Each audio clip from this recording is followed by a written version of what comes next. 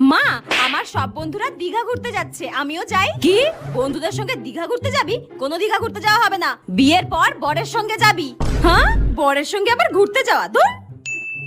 মা, আমাকে 500 টাকা দাও না, আমার একটু লাগবে। টাকার কি গাছ লাগানো রয়েছে নাকি? বিয়ের পর বরের কাছে যত ইচ্ছা টাকা চাইবি, দেখবি দেবে। টাকার যেন গাছ লাগানো রয়েছে।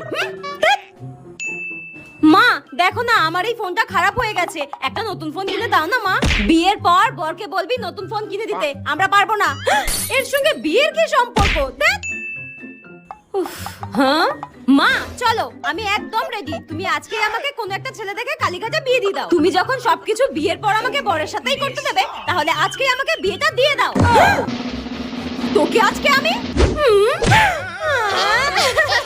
নিজে যখন বিয়ের কথা বলে তখন কিছু হয় না, আমি বললেই দোষ। বেরো আমার চোখের সামনে থেকে, জানোয়ার মেয়ে একটা। বিয়ে করবে বলে একটা নেচে উঠেছে, বেরো এখান থেকে। ভালো লাগে না।